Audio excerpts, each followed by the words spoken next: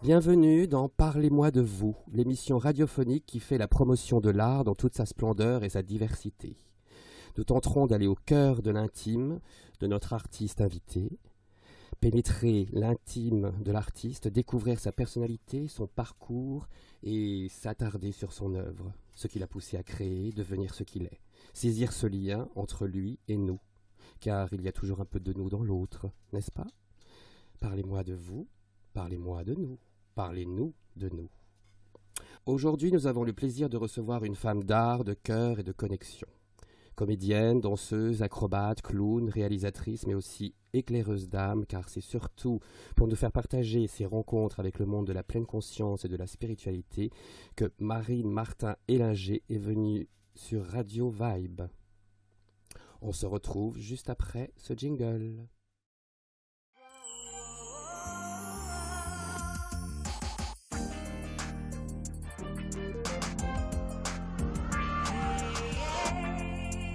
Radio Vibe. Marine Martin-Hélinger, bonjour. Bonjour. Ravi de vous recevoir sur Radio Vibe. Alors avant de nous parler de tout ce qui vous touche et de tout ce qui vous anime, on aimerait bien vous connaître un peu. Quel est le monde qui vous a vu naître? Quel est le monde qui vous a vu naître? Le monde qui m'a vu naître, la montagne, la neige.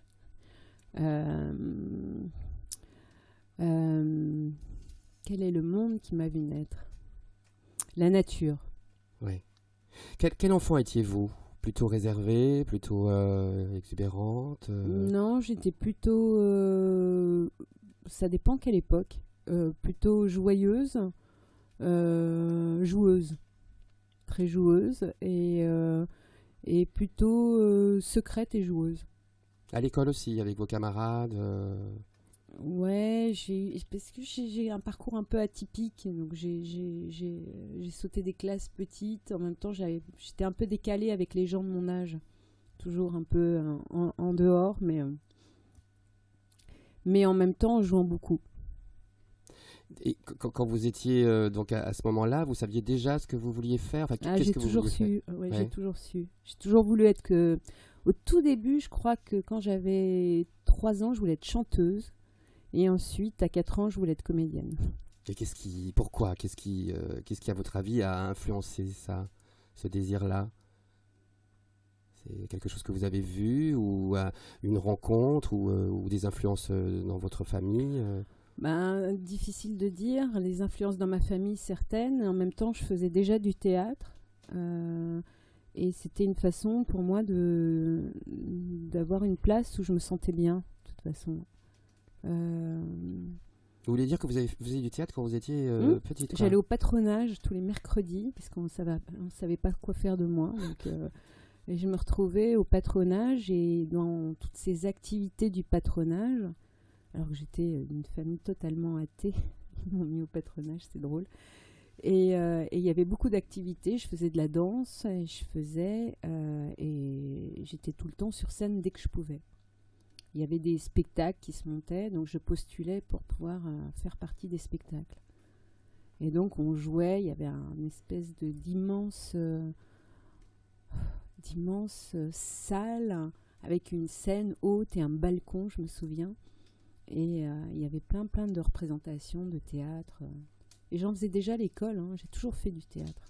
Et ça vous procurait quoi quand vous étiez sur une scène déjà? Tout d'un coup, je trouvais ma place, j'apprenais des textes, j'aimais bien tout ce qui était monologue et tout, et c'était le moment que je préférais Ouais. à l'école. Et le public ne vous faisait pas peur? Non, jamais. Non. Donc vous avez plutôt commencé par le théâtre et la danse? Non, j'ai commencé par l'image, en fait.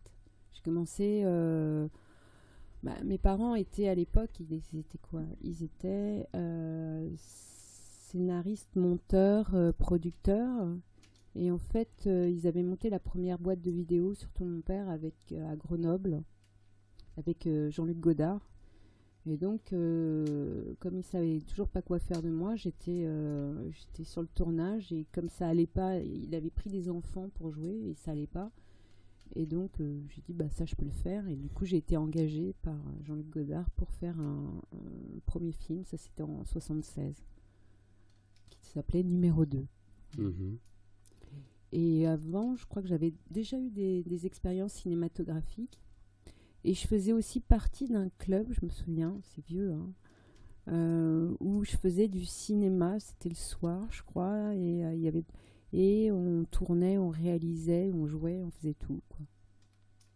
Et j'ai lu que vous aviez fait aussi du clown, de l'acrobatie, du Alors trapèze. le clown, c'est venu plus tard. Le trapèze, ouais, j'ai fait du trapèze parce que je passais une audition, puis un jour pour l'illusion comique, on m'a demandé de faire du trapèze.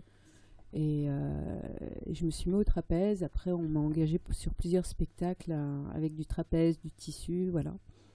Mais toujours dans des spectacles de théâtre, contemporain ou classique même, mais avec une dimension onirique, poétique, voilà.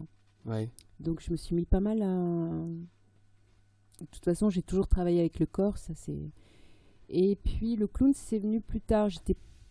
Ça fait partie du chemin.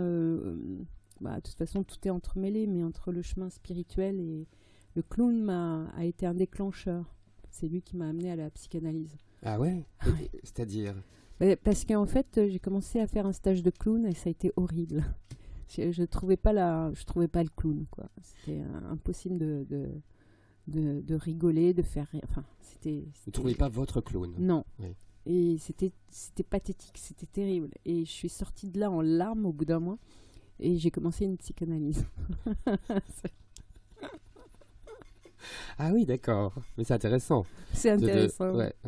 Et du coup, ce qui est d'autant, c'est ce lien déjà avec le corps, entre le corps et l'esprit, quoi, qui a été. Il a toujours été là. En fait, quand j'avais 20 ans, enfin, donc j'ai commencé à vouloir être professionnelle de toute façon à 14 ans. Et j'ai toujours considéré que le corps et l'esprit devaient marcher de pair. Je sais pas pourquoi, c'était comme ça. Et donc j'ai commencé à comprendre que toutes les barrières que je trouvais sur scène, c'était des barrières que j'avais dans la vie. Donc il y avait un va-et-vient entre la vie et la scène. Et donc les sujets, de toute façon les rôles qui m'étaient donnés, c'est toujours une façon d'explorer des choses que j'ai à comprendre de moi-même ou à explorer de moi-même. Et donc, il y a toujours eu cet aller-retour. Et puis après, j'allais voir un ostéopathe. Et je comprenais très bien qu'il y avait des choses à l'époque, hein, que je devais déjà intégrer psychologiquement. Et après, il y avait toute une façon d'intégrer à partir du corps. Mhm. Mais vous parliez d'exploration, et c'est vrai tout à l'heure vous disiez que vous aviez fait du trapèze parce que dans un spectacle on vous demandait de faire du trapèze. Donc voilà, vous êtes prompte, enfin, ouverte à aller à explorer, à découvrir d'autres formes. Vous avez l'air d'être assez malléable en fait. De toute façon l'être humain, en fait, je pense que ce qui m'a toujours passionné dans la vie, c'est l'être humain. Et l'être humain est tellement vaste et les possibilités sont tellement vastes aussi et multiples que c'est ce qui me passionne. Donc l'exploration à travers les arts, c'est une chance qui est donnée pour explorer plein de facettes et de dimensions de soi-même, à travers le corps, à travers l'esprit, à travers l'énergie, à travers la conscience, à travers qu'est-ce qu'il y a d'autre? Il y en a plein. Mhm. À travers l'espace, à travers le temps, Ouais. à travers... Justement, on va voir tout ça, essayer de voir un peu point par point, enfin si c'est possible, mais toutes les disciplines auxquelles vous avez participé, où vous êtes allé, juste après cette page musicale.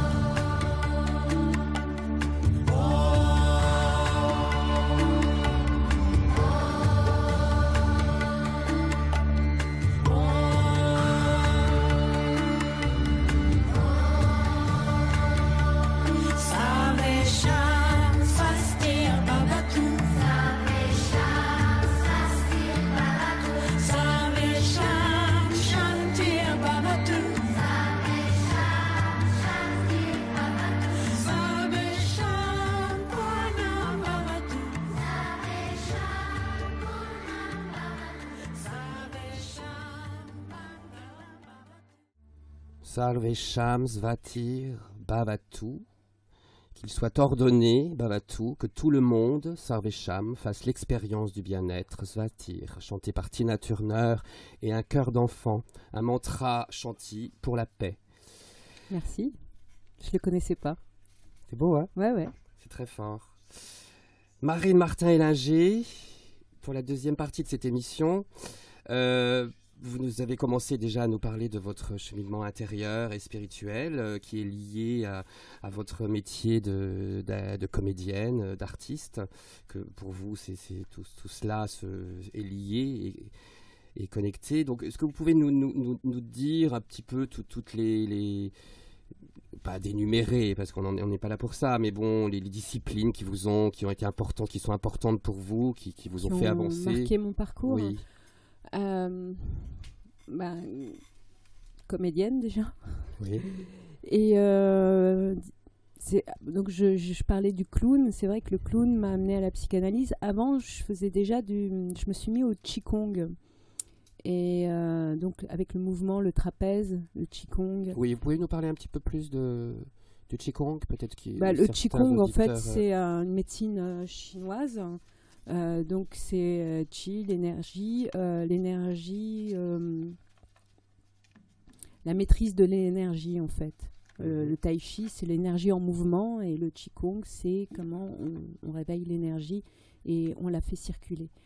Et à travers le qigong, j'ai vraiment eu une révélation. C'était au but de Chaumont.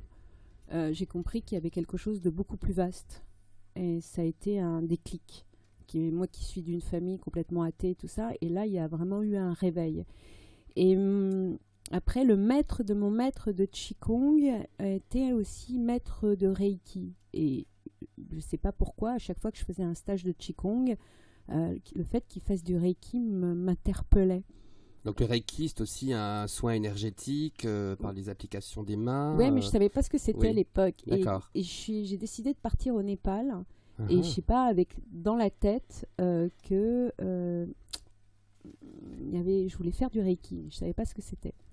Et je suis partie au Népal et j'ai arrêté de fumer en disant je pars au Népal, qui est quand même le pays où on fume. Et j'ai fait j'arrête là-bas, j'arrête.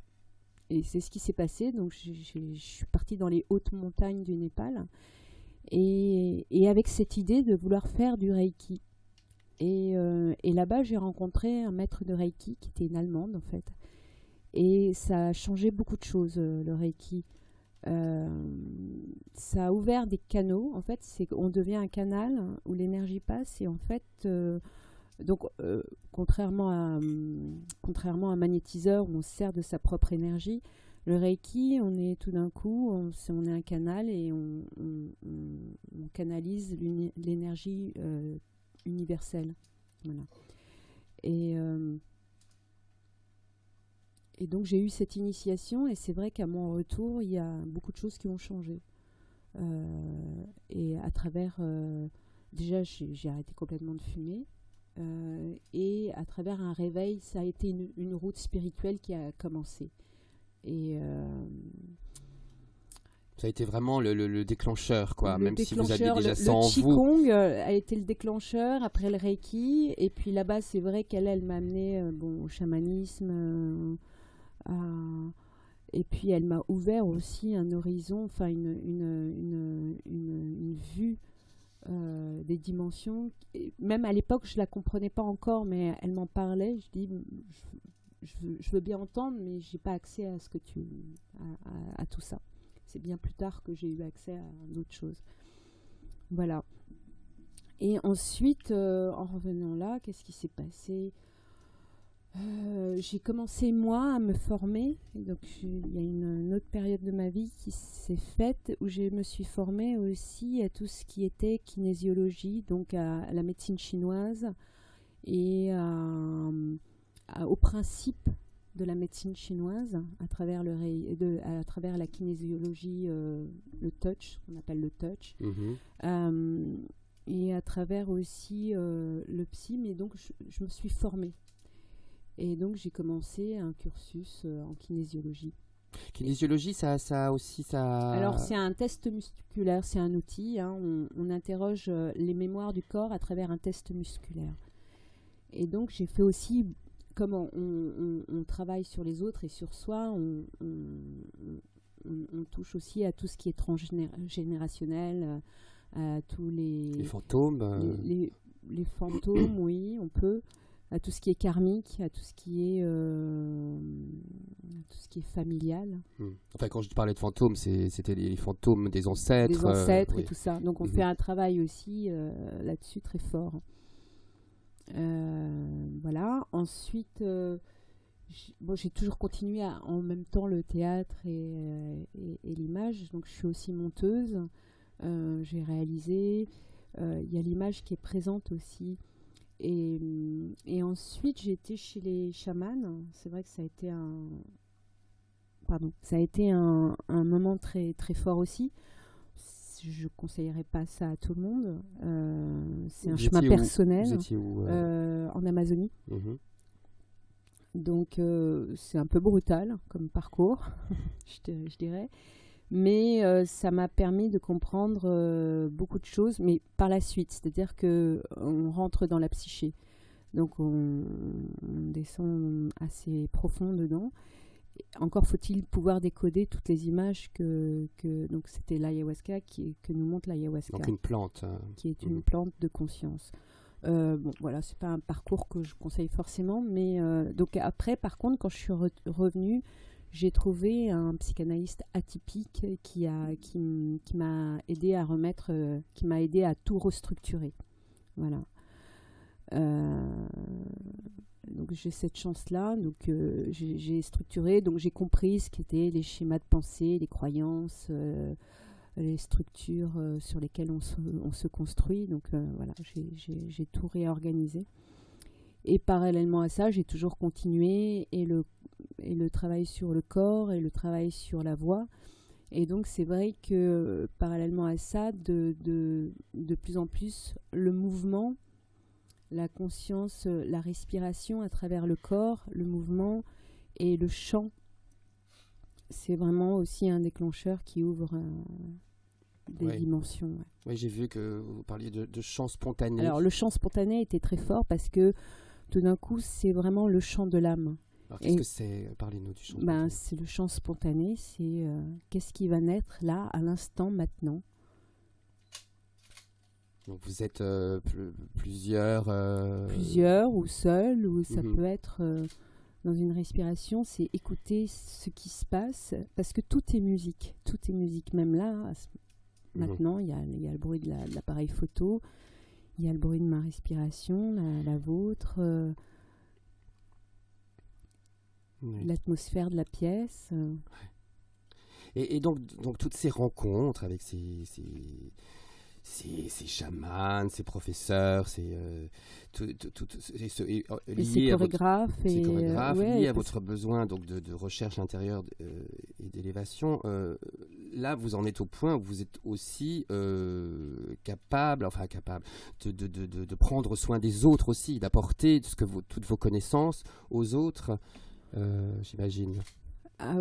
Pas à tout le monde, je pense qu'on a tous quand ça se présente, et ça se fait naturellement, c'est tout d'un coup, on devient un éclaireur, parce qu'on est aligné avec soi, et tout d'un coup, la parole va être juste pour cette personne à ce moment-là. Et il y a tout le travail aussi sur l'enfant intérieur. Voilà, des fois, je reçois, mais c'est vrai que les gens qui viennent me voir, c'est jamais par hasard, c'est qu'il y a quelque chose... il y a un lien qui se crée. Oui, c'est lié d'abord à une rencontre, quoi, et ensuite... Oui, ou même le fait de dire, tiens, j'ai envie de travailler là-dessus, c'est déjà une rencontre. Quelqu'un qui s'adresse à vous, c'est déjà une rencontre. Et quand je peux, et ça se fait naturellement, oui. Donc vous parlez vous pouvez faire travailler sur l'enfance intérieure. Comment ça Travail sur l'enfant intérieur. manifeste. Je me suis aussi après les chamans, j'ai été du côté de la Thaïlande. Je me suis formée au Chinei Tsang. En fait, parce que bien avant, je m'étais formée aussi. Enfin, la méditation est venue sur mon chemin. Donc c'est aussi une partie dont je n'ai pas parlé qui a réveillé beaucoup de choses. Et suite à l'Amazonie, je suis partie en Thaïlande pour me former au Chinate Sang, c'est le massage des organes internes, donc tout le rapport aux organes. Et maintenant, en fait, j'allie beaucoup le travail. Alors, oui, dans tout le parcours, il y a aussi l'écriture qui est venue. Et donc, l'écriture m'a amenée à tout un monde avec les images archétypales, à explorer ma psyché et donc à l'écrire aussi et à raconter mon monde intérieur. Et le travail sur l'enfant intérieur, c'est le travail sur les blessures fondamentales on a chacun des blessures fondamentales. Et généralement, quand on commence à être en introspection, généralement, on se rapproche de cette blessure et c'est pas facile parce que souvent, ça devient assez douloureux. Et donc, il faut toujours avoir cette conscience des différentes dimensions et de pas s'apparenter à cette blessure. Voilà, sinon, on pourrait se dire je suis dépressive donc vous êtes là pour faire le passage en fait. Alors des gens, oui, ça peut aider, ouais. Des gens qui, par exemple, vont toucher cette blessure, vont avoir l'impression de perdre pied. Et comme je dis éclaireur, parce que je suis passée par là. Et donc j'ai déjà posé des lumières sur ces chemins-là. Oui. Vous êtes à l'initiative d'ateliers animés par différents professeurs qui ont lieu dans votre espace personnel et qui pourraient intéresser nos auditeurs. Vous pouvez nous en parler? Quels ateliers? Alors cette année, oui, comme j'ai la chance d'habiter un atelier d'artistes, j'ai décidé d'ouvrir mon atelier à des gens que j'aimais et dont j'aime le travail de recherche. Et il se trouve que ça tournait beaucoup autour du chant cette année. Donc il y a Agnès Nitter qui fait chant prénatal, chant du monde, donc tous les chants du monde, parce que pour moi les chants du monde sont aussi des chants de guérison, c'est des vibrations. Il y a aussi Daniela Molina qui fait partie du Roy Art Theatre, qui allie le corps et la voix, et donc comment on réveille la voix à travers le corps. Il y a aussi Christophe Boyer avec Oba Kachin qui ont un groupe de chants spontanés qui viennent souvent chanter à la maison, qui font des concerts. Il y a Agnès aussi qui fait des siestes musicales. Et il y a maintenant Ariane qui va faire des ateliers de chants spontanés le vendredi soir. Donc ça tourne beaucoup autour du chant. Et il y a aussi Jali Barcillon qui fait les ateliers d'écriture. Et ces ateliers sont ouverts à tout le monde. À tout le monde, ceux qui ont ce désir-là. Ce désir-là, c'est au 29 rue des Orteaux, je veux dire. Voilà, à Paris. Voilà, on vous donnera un mail. Oui. Donc, évidemment, votre métier de comédienne est toujours présent, l'écriture également. Donc vous avez différents projets, notamment un projet de court-métrage. Vous pouvez nous en parler? Projet de court-métrage, en fait, c'est un projet qui retrace les différentes dimensions. C'est-à-dire qu'il y a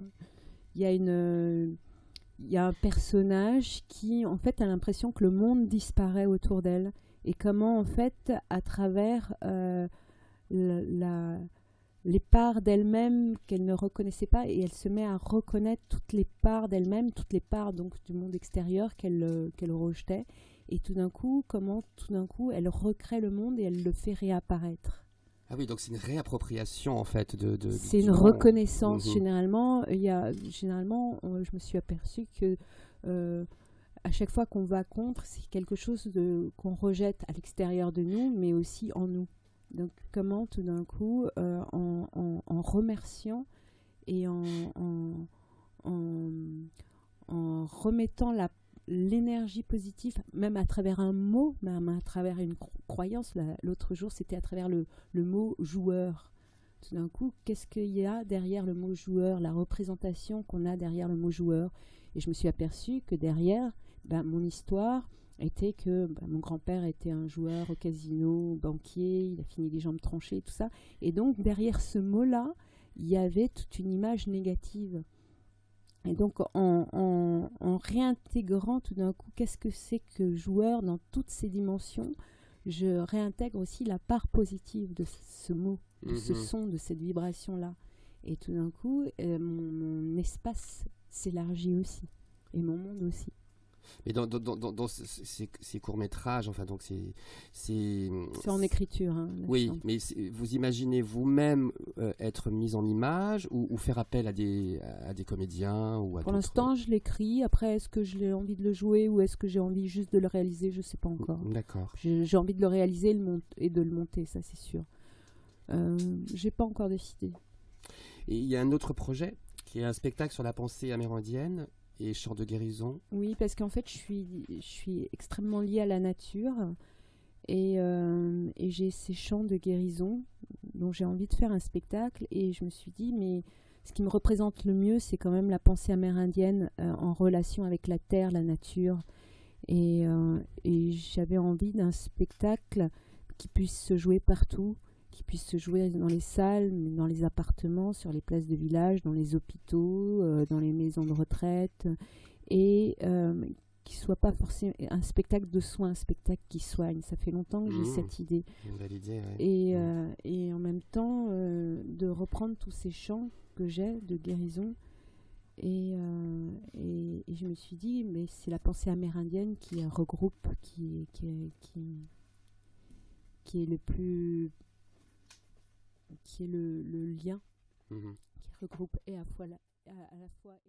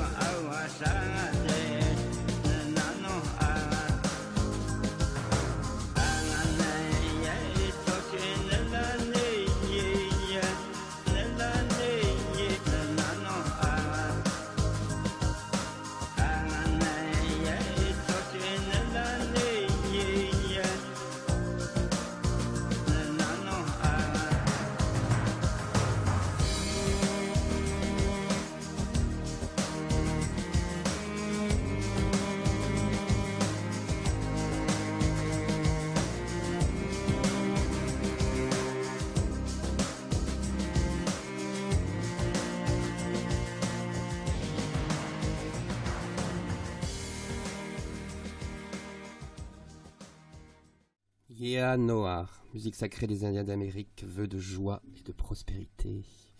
Marine Martin-Hélinger pour cette dernière partie d'émission. Vous allez jouer très, très bientôt dans un spectacle qui s'appelle Peau de vache. Ouais. Vous en parlez un petit peu? Oui, donc ça sera au Déchargeur le lundi soir. C'est une pièce qui dénonce, c'est une comédie déjà, donc c'est une pièce qui dénonce l'agroalimentaire de masse. Voilà.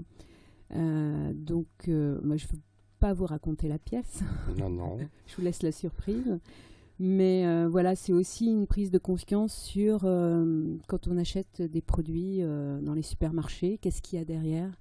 Effectivement, tous les produits laitiers, alors je ne suis pas végane du tout, mais ça fait réfléchir quand même quand on voit les expériences. Là, j'ai regardé même des documentaires sur les expériences qu'on mène sur les vaches hublots. C'est vrai que ça fait réfléchir pour les émissions de gaz qu'elles émettent. Donc ils mettent des hublots sur les vaches pour aller dans leur intestin. Donc on regarde, ouais. Donc c'est quand même... Et derrière tous les produits laitiers, tous les jambons sous cellophane, derrière tout ça, il y a quand même une inconscience, je dirais. Une inconscience de toutes ces batteries animalières de masse. Et finalement, on se dit, mais quel est mon rapport, moi, à la terre et à la nature ? Et à tout ça, c'est vrai que quand j'étais dans la campagne, j'ai du mal à me dire, tiens, je vais tuer tel animal. Ça, c'est perso. Et je pense que la personne qui peut tuer un animal peut le manger. Effectivement, c'est un rapport sain. Mais tout d'un coup, d'être complètement déconnecté avec ce que je mange me pose un problème. Et donc, c'est vrai que je suis beaucoup plus cueilleuse. J'aime beaucoup planter, récolter. Et je travaillais beaucoup la terre. Et finalement, je me sens plus proche de ça. Ouais. Voilà. Alors, et donc, cette pièce dénonce tout ça. Allons éveiller nos consciences en allant voir Peau de Vache au Théâtre des Déchargeurs à partir du 27 avril, c'est-à-dire à partir... très vite, là. Du 27 avril. Dans 10 jours, même pas. Du 27 avril jusqu'au mois d'août, tous les lundis. Jusqu'au 3 août. Soirs. Ouais. Voilà, tous les lundis soirs.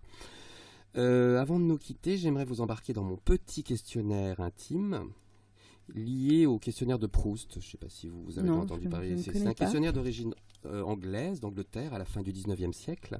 D'accord. Dans un but ludique, destiné à dévoiler les goûts et les aspirations des questionnés. Le petit Marcel Proust est tombé sur ce questionnaire quand il avait une dizaine d'années. Et il a répondu à toutes les questions brillamment. Voilà, je ne vous demande pas d'en faire autant, mais surtout que j'ai changé aussi les questions, c'est pour certaines. Donc vous y répondez selon votre désir, votre feeling. Et puis si vous n'avez rien à répondre, dites joker et puis ça suffira. Ok, je vais essayer. Voilà, alors Marine Martin Hélinger, le moment de la journée que vous préférez?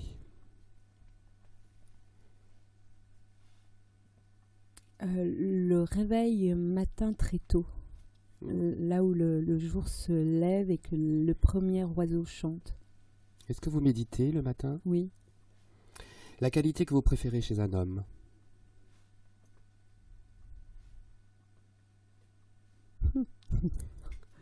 Waouh. Ou qu'est-ce que vous préférez chez un homme plutôt que la qualité, peut-être autre chose? Sa conscience. Et chez une femme? Pareil. Qu'est-ce qui vous procure de la joie?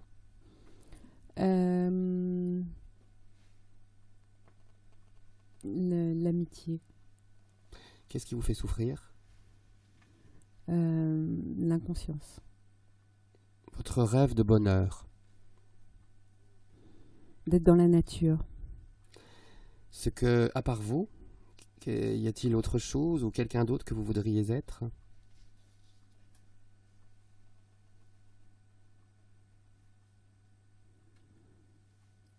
Un oiseau, un poisson. L'endroit où vous désireriez vivre? À la montagne. La sauvage. La fleur que vous préférez? La pivoine et la rose. Oui, 2. Votre héros ou héroïne dans la fiction, dans l'histoire ou dans la vie réelle? Yoda. Ce qui vous met en colère? Le déni. Le don de la nature que vous aimeriez avoir? Le don de la nature? Oui, que vous aimeriez avoir. La spatio-temporalité. Pour qui ou pourquoi seriez-vous prête à tuer?